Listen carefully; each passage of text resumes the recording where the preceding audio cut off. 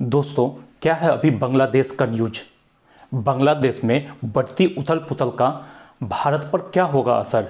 हिंदुओं पर बढ़ते हमले, राजनीतिक अस्थिरता और चीन और पाकिस्तान के साथ बढ़ती नज़दीकियों पर क्या है बांग्लादेश न्यूज। क्या बांग्लादेश और पाकिस्तान के बीच बढ़ती नज़दीकियां भारत के लिए खतरे की घंटी है। क्या बांग्लादेश में पाकिस्तान की संभावित सैन्य उपस्थिति भारत के लिए एक गंभीर रणनीतिक चुनौती बन सकती है। क्या है इन सब के पीछे, होंगे रूबरू हर उस बांग्लादेश न्यूज़ से जो भारत के हितों से जुड़ा है। तो दोस्तों, सब कुछ जानने के लिए बने रहे मेरे साथ इस वीडियो में अंत तक। नमस्कार दोस्तों, मैं दीपक आपका स्वागत करता हूं आज के इस खास सेशन में। दोस्तों, वैसे तो अभी बांग्लादेश हिंदुओं पे अत्याचार के लिए चर्चा में है, लेकिन भारत की मुख्य चिंता बांग्लादेश और पाकिस्तान के बीच बढ़ती नज़दीकियां हैं।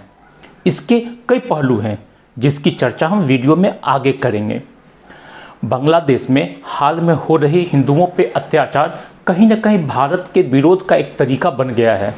वैसे ऐसा नहीं है कि बांग्लादेश में हिंदुओं पे अत्याचार अभी शुरू हुआ है। हिंदुओं और बिहार और वेस्ट बंगाल से गए मुस्लिमों पर अत्याचार और हिंसा का दौर पाकिस्तान बनने के बाद ही शुरू हो गया था, जो बांग्लादेश बनने के बाद अभी तक जारी है। बांग्लादेश में हिंदुओं की संख्या 25% से घटकर 8% यूं ही तो नहीं हो गई, लेकिन नई बात यह है कि अब यह सरकार के स्तर पर भी शुरू हो गया है। दिसंबर 2024 में बांग्लादेश के गृह मंत्रालय और लोक सेवा आयोग ने भी पुलिस विभाग में हिंदुओं की नियुक्ति पर प्रतिबंध लगाने का आदेश जारी किया। इस आदेश के तहत कांस्टेबल से लेकर उच्च पदों तक हिंदू आवेदकों के आवेदन खारिज कर दिए गए और 100 से अधिक हिंदू अधिकारियों को बर्खास्त कर दिया गया। लेकिन भारत की चिंता का मुख्य कारण वर्तमान के यूनूस सरकार का भारत के प्रति व्यवहार है और पाकिस्तान के प्रति उनका झुकाव है। आज भारत बांग्लादेश में जिन परेशानियों से गुजर रहा है वो कहीं ना कहीं इंदिरा गांधी की देन है, जिन्होंने बिना किसी विजन और प्लानिंग के शायद रूस के दबाव में बांग्लादेश को आज़ाद करा दिया। बदले में भारत को क्या मिला? एक गृह युद्ध में फंसे कमज़ोर शत्रु के बदले एक मजबूत शत्रु, और अब तो आप दो मजबूत शत्रु भी कह सकते हैं। और बोनस में भारत को बदले की कार्रवाई में आईएसआई और सीआईए के द्वारा शुरू किया गया खालिस्तान आंदोलन भी मिला। अगर आप आज के माहौल पर गौर करें तो पाएंगे कि बांग्लादेश की अंतरिम सरकार, जिनका पहला कर्तव्य निर्वाचित सरकार का गठन होना चाहिए, वो ऐसे काम कर रही है जैसे वो केवल पाकिस्तान के साथ रिश्ते सुधारने और भारत के साथ खराब करने के लिए बनी हो। यूनूस सरकार ने अभी तक आम चुनाव के लिए कोई प्लान घोषित नहीं किया है। विजय दिवस के अपने भाषण में यूनूस ने संस्थापक शेख मुजीबुर रहमान का कोई उल्लेख तक नहीं किया, बल्कि अब जियाउर रहमान को बांग्लादेश के मुक्ति का श्रेय दिया जा रहा है। बांग्लादेश ने पुराने नोटों को प्रचलन से बाहर करने की प्रक्रिया शुरू कर दी है और शेख मुजीबुर रहमान की तस्वीर को हटाकर नए नोटों पर धार्मिक संरचनाओं, बंगाली परंपराओं और जुलाई विद्रोह की तस्वीरें छापने का निर्णय लिया है। ये कुछ ऐसे निर्णय हैं जिसकी कोई जल्दीबाजी नहीं थी और प्रायः निर्वाचित सरकार ही लिया करती है, लेकिन ये कुछ ऐसे संकेत हैं जो बताती है कि यूनूस की सरकार किस कदर वर्तमान व्यवस्था को बदलने की जल्दी में है। तो कुल मिलाकर लबोलुआब ये है कि यूनूस सरकार निर्वाचित सरकार के गठन के लिए किसी भी हड़बड़ी में नहीं है। बांग्लादेश में बनी इस नई राजनीतिक घटना से भारत के सामने कई चुनौतियां पैदा हो गई हैं। बांग्लादेश में राजनीतिक अस्थिरता चीन को इस क्षेत्र में अपना प्रभाव बढ़ाने का अवसर देता है। पाकिस्तान के साथ सुधरते रिश्ते पाकिस्तान को बांग्लादेश के रास्ते भारत को अस्थिर करने का एक नया रास्ता देगा, क्योंकि दोनों देश लगभग 4000 किलोमीटर का खुला सीमा साझा करते हैं। भारत ने पिछले कई सालों में पाकिस्तान के साथ अपने सीमा को अच्छे तरीके से घेराबंदी कर दिया है और अब वहां से आतंकवादियों का भारत में आना थोड़ा मुश्किल हो गया है। लेकिन इस सब के बीच एक सवाल यह भी उठता है कि क्या शेख हसीना का भारत में होना भी तनाव का एक वजह है। कुछ महीने पहले बांग्लादेश की प्रधानमंत्री शेख हसीना हिंसक आंदोलन की वजह से अपने पद से इस्तीफा देकर भारत आ गई थी। ऐसे में सवाल ये भी उठता है कि क्या शेख हसीना को शरण देना भारत के लिए चुनौती साबित हो सकती है। पूर्व राजनयिक जितेंद्र नाथ मिश्र इस पर कहते हैं, शेख हसीना भारत इसलिए आई क्योंकि उनकी जिंदगी खतरे में थी, लेकिन यह भारत के लिए एक कूटनीतिक चुनौती भी है कि शेख हसीना भारत में है। शेख हसीना की भारत में शरण और बांग्लादेश के राजनीति पर द हिंदी के सीनियर असिस्टेंट एडिटर कल्लोट भट्टाचार्य कहते हैं, यह कोई नई बात नहीं है कि पड़ोसी देश का कोई नेता या नेत्री भारत में शरण ले। शेख हसीना का भारत में रहना भी कोई बड़ी बात नहीं है। शेख हसीना और उनकी पार्टी अवामी लीग का हिंसक विरोध कर रहे विद्यार्थियों और अन्य दलों ने भारत से उनको वापस भेजने की मांग लगातार उठाई है। इस नाराजगी का असर तब और बढ़ा जब बांग्लादेश सरकार ने भारत से शेख हसीना के प्रत्यार्पण का अनुरोध किया और दोनों देशों के बीच प्रत्यार्पण समझौता होने के बावजूद भारत ने बांग्लादेश की इस अनुरोध पर कोई स्पष्ट बयान नहीं दिया। यूं तो शेख हसीना और मोहम्मद यूनुस के रिश्ते भी कभी अच्छे नहीं रहे। बांग्लादेश में शेख हसीना के दौर में उन पर कई आरोप लगे। हालांकि मोहम्मद यूनुस ने उन आरोपों को सरकार की तरफ से चलाई गई मुहिम का हिस्सा बताया। साल 2007 में यूनुस ने राजनीति में उतरने का प्रयास भी किया था। उस वक्त शेख हसीना जेल में थी। ऐसा माना जाता है कि यूनुस के इस कदम के बाद शेख हसीना उन्हें अपने राजनीतिक प्रतिद्वंदी के रूप में देखने लगी। इस साल अगस्त में विद्यार्थियों की मांग पर यूनुस ने देश का नेतृत्व संभाला। प्रोफेसर जुबैदा नसरीन, जो ढाका विश्वविद्यालय में पढ़ाती हैं, उन्होंने बताया, अक्सर प्रोफेसर यूनुस सही बातें कहते हैं, लेकिन ज़मीनी स्तर पर क्या हो रहा है यह भी उतना ही महत्वपूर्ण है। मैं इन दोनों के बीच अंतर देख रही हूँ। उदाहरण के लिए अभी सरकार ने देश में कई क्षेत्रों में सुधार के लिए आयोग बनाए हैं, लेकिन इसमें अल्पसंख्यक समुदाय के लोगों को न के बराबर शामिल किया गया है। यूनुस ऐसा बताते हैं कि वो भारत के साथ अच्छे संबंध चाहते हैं, लेकिन उनके एक करीबी सलाहकार महफूज आलम ने हाल ही में सोशल मीडिया पर भारत के कुछ इलाकों को बांग्लादेश में शामिल करने की बात की थी। क्या यह दोनों देशों के संबंधों के लिए अच्छा हो सकता है? 3 दशकों तक बांग्लादेश के राजनयिक रहे हुमायूं कबीर, जो विदेश मंत्रालय में सचिव भी रहे हैं, उन्होंने कहा, दोनों देशों के बीच के रिश्ते गहरे हैं। हालांकि राजनीतिक स्तर पर अभी दोनों साथ चलते नजर नहीं आते, लेकिन आर्थिक स्तर पर शायद ही कोई बड़ी दिक्कत नजर आती है। उन्होंने कहा, पीएम मोदी और यूनुस ने आपस में बात की है। दोनों देशों के विदेश मंत्रियों ने भी मुलाकात की है। अब विदेश सचिवों की भी मुलाकात हुई है। फिर भी लग रहा है कि रिश्ते आगे नहीं बढ़ पा रहे हैं। उन्होंने कहा, दूसरी चीज़ जो हुई है वह है बांग्लादेश के लोगों की नाराज़गी।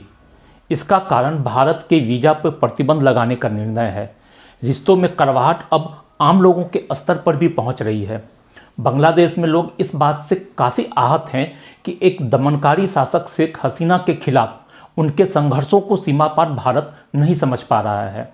इस दौर के पूरे घटनाक्रम को भारत में राजनेताओं और मीडिया के एक वर्ग के द्वारा जानबूझकर नकारात्मक रूप से पेश किया गया। अगर बात हिंदुओं के खिलाफ अत्याचार की करें तो बांग्लादेश में 1971 के ऑपरेशन सर्चलाइट से लेकर अब तक लगातार हो रहा है, लेकिन पहले कभी इसको इतना कवरेज नहीं मिला। मोहम्मद यूनुस की राजनीतिक पकड़ को लेकर भी विशेषज्ञ बहुत ज़्यादा निश्चित नहीं हैं। रीवा गांगुली दास, जो 2019 और 20 के बीच बांग्लादेश में भारत की राजदूत और विदेश मंत्रालय में सचिव रही हैं, वह मानती हैं कि एक चुनी हुई सरकार शायद रिश्तों में सुधार ला सकती है। उन्होंने कहा, चुनी हुई सरकार जनादेश के साथ काम करती है। अभी बांग्लादेश की सरकार एक निर्वाचित सरकार नहीं है। इस सरकार के घटक अलग अलग विचारधारा से जुड़े हैं। इनका असर शायद उनके काम पर भी पड़ता है। कभी कभी ऐसा महसूस होता है कि शायद भारत का विरोध करना ही एकमात्र ऐसी चीज़ है जो उन्हें आपस में बांधे रखती है। वह प्रोफेसर यूनुस को कैसे देखती हैं, इस सवाल पर कहती हैं, मैं उनकी राजनीतिक पकड़ के बारे में बहुत निश्चित नहीं हूँ। वह लंबे समय तक बांग्लादेश से बाहर रहे हैं। इसके अलावा कई बार ऐसा लगता है कि वह दबाव में है। इसलिए भारतीय दृष्टिकोण से मुझे लगता है हमें एक निर्वाचित सरकार के कार्यभार संभालने तक इंतजार करना होगा। इसके अलावा कई बार ऐसा भी लगता है कि वह दबाव में है। इसलिए भारतीय दृष्टिकोण से मुझे लगता है कि हमें एक निर्वाचित सरकार के कार्यभार संभालने तक इंतजार करना होगा। हालांकि हुमायूं कबीर इस नज़रिए से सहमत नहीं है। उन्होंने कहा, मुझे नहीं लगता है कि बांग्लादेश में चुनाव होने तक रिश्तों में गिरावट आने देना चाहिए। हाल ही में भारत के विदेश सचिव विक्रम मिस्री ढाका गए। वहां उन्होंने मोहम्मद यूनुस से भी मुलाकात की। क्या इस मुलाकात से और उच्च स्तरीय बैठकों के लिए रास्ता खुलेगा? लेकिन रीवा गांगुली दास ऐसा नहीं मानती। वह कहती हैं, विदेश सचिवों की यात्रा अच्छी रही, लेकिन क्या इसका मतलब यह है कि दोनों देशों के रिश्ते वापस पटरी पे आ गए हैं? जवाब जानने के लिए थोड़ा इंतजार करना होगा। मुझे शीर्ष राजनीतिक स्तर पर किसी बैठक की तत्काल कोई संभावना नहीं दिखती है। तो फिलहाल ऐसा क्या है जो दोनों देश कर सकते हैं? प्रोफेसर डॉक्टर जुबैदा कहती हैं, शायद शेख हसीना के साथ भारत के करीबी संबंधों की वजह से बांग्लादेश में भारत विरोधी भावनाएं जन्मी थी। इसे हिंदू विरोधी भावना में बदलने दिया गया। इस मुद्दे को खास तौर से भारत की संवेदनशीलता के मद्देनजर बेहतर तरीके से संभालने की जरूरत थी। दूसरी बात यह है कि बांग्लादेश में 1971 के मुक्ति संग्राम के प्रतीकों पे लगातार हो रहे हमले दर्शाते हैं कि यह प्रशासन मौलिक रूप से बांग्लादेश को एक अलग तरीके से देखता है। ऐसा लगता है कि एक नए बांग्लादेश को बनाने का प्रयास किया जा रहा है, जिसमें अल्पसंख्यकों और आज़ादी के इतिहास के लिए शायद ही कोई जगह हो। जहां तक भारत की बात है, डॉक्टर हसन मानते हैं कि भारत को बांग्लादेश के समाज में सभी हिस्सों के साथ रिश्ते बनाने होंगे। उनका मानना है, भारत शायद एकमात्र ऐसा देश है जो बांग्लादेश की नई सरकार के साथ आगे बढ़ने में असमर्थ है। चीन, पाकिस्तान और अमेरिका, इन सभी ने संबंध बनाए हैं और मुझे लगता है कि चूंकि भारत ने अवामी लीग के अलावा दोस्त नहीं बनाए, इसलिए वह अकेला नजर आ रहा है। इसका एक कारण यह भी हो सकता है कि इस घटनाक्रम के पीछे इन्हीं देशों का हाथ हो। अमेरिका और चीन के द्वारा विश्व में पहले भी ऐसी कई घटनाएं हुई हैं। इस बीच एक और चकित कर देने वाली डेवलपमेंट हुई है। वह है बांग्लादेश की पाकिस्तान के साथ बढ़ती नज़दीकियां। उस पाकिस्तान से जिसके अत्याचारों से मुक्त कराने के लिए लगभग 3000 भारतीय सैनिकों को शहीद होना पड़ा था। इसका भारत पे क्या असर पड़ेगा, यह जानना बहुत जरूरी है।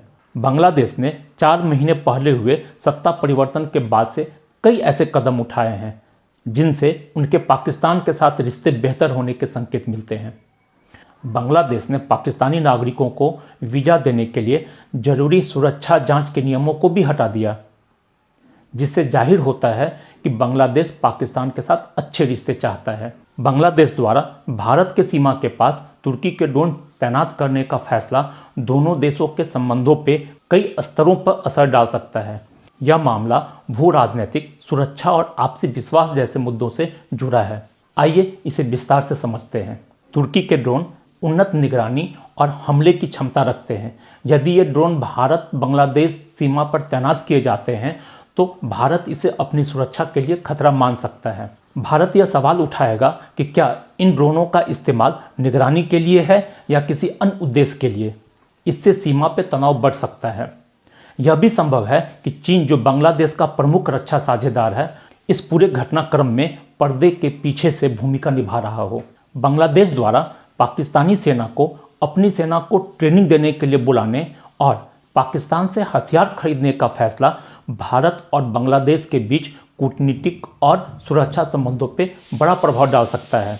बांग्लादेश का निर्माण भारत की सहायता और 1971 के युद्ध में पाकिस्तान के खिलाफ संघर्ष के परिणाम स्वरूप हुआ। ऐसे में बांग्लादेश द्वारा पाकिस्तानी सेना को ट्रेनिंग के लिए बुलाना भारत के लिए न केवल रणनीतिक बल्कि भावनात्मक रूप से भी एक बड़ा झटका होगा।